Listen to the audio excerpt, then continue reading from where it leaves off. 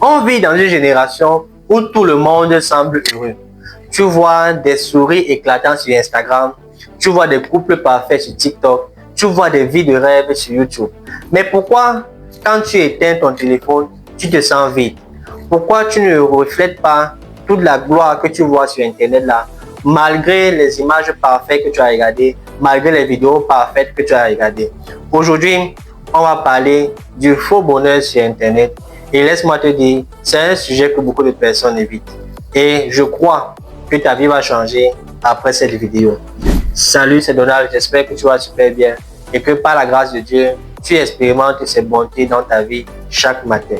Ici, nous parlons de la foi, nous parlons de la transformation et nous parlons de l'édification chrétienne. Si ça t'intéresse et si tu veux grandir avec le Seigneur, être challengé tous les jours dans ta vie spirituelle pour aimer le Seigneur profondément et pour chercher ses voies pour ta vie, alors abonne-toi, clique sur la cloche de notification et partage les vidéos qui te semblent intéressantes pour que ça puisse également toucher tous ceux qui t'entourent. Si c'est déjà fait, allons de l'autre côté et parlons un peu du faux bonheur. Les réseaux sociaux te montrent tout ce que tu veux voir, tout ce qu'ils veulent bien te montrer. On essuie les larmes, on filtre les cicatrices et on te présente la meilleure angle possible. Mais derrière ces écrans, on voit des personnes qui sont détruites, on voit des personnes qui pleurent et des gens qui n'ont personne à qui se confier. Mais derrière l'écran, combien pleurent en silence? Combien se retrouvent seuls malgré le fait qu'ils ont présenté un couple heureux sur Internet? Et le diable utilise cette apparence pour te faire croire que tu n'as pas de valeur. Il va te dire que tu n'es pas assez beau, il va te dire que tu ne te présentes pas bien, il va te dire que tu n'es pas assez populaire. Mais laisse-moi te faire comprendre quelque chose de très important. Ta valeur n'est pas définie par ton nombre d'abonnés. Ta valeur, Dieu l'a scellée avec le sang de Jésus à la croix.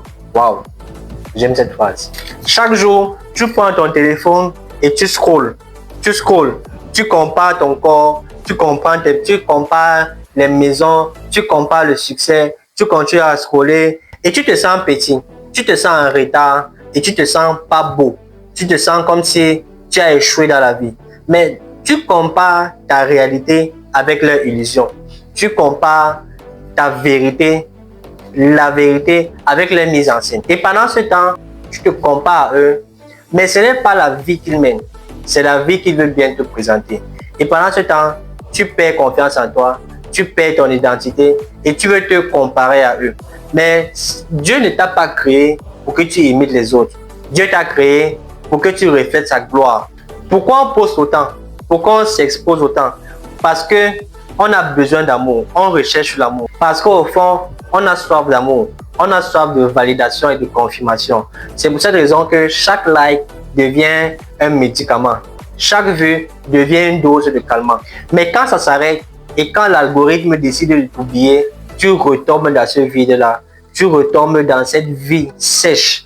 Tu retombes dans ce stress-là, dans ce doute-là. Tu veux essayer de combler ce vide-là au travers de tes posts et au travers d'Internet. Mais c'est un vide que seul le Saint-Esprit peut combler. Tu cherches à te faire connaître par des inconnus alors que le Saint-Esprit te connaît. Dieu te connaît. Il dit dans sa parole, dans Jérémie 31, verset 3, il dit « Je t'aime d'un amour éternel ». Dieu veut t'arracher entre les mains de cette illusion-là et te faire vivre la vérité, sa vérité à lui. Ce n'est pas juste une question d'apparence, c'est une bataille spirituelle. Le diable veut détourner ton attention et te faire admirer la vie des autres pour que tu n'aies plus le temps de construire et de bâtir ta propre vie. Il veut te garder dans cette illusion-là et te pousser à détruire ton âme. Te faire croire que tu n'es pas assez fort, tu n'es pas assez belle, tu n'es pas assez beau et que tu n'es pas assez capable de réussir également dans cette vie. C'est pour ça que la Bible nous dit, dans 2 Timothée 3, verset 1 à 5, « Dans les derniers jours, il y aura des temps difficiles.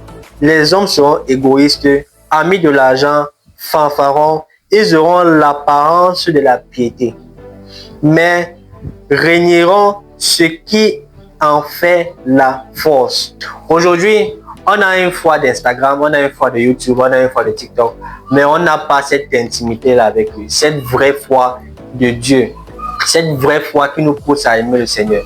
Aujourd'hui, Dieu veut te ramener à l'essentiel et Dieu veut ouvrir tes yeux pour que tu puisses te détacher de ce monde-là pour vivre la vraie vie avec lui. Tu veux la paix de Dieu, ce n'est pas sur TikTok que tu vas la trouver.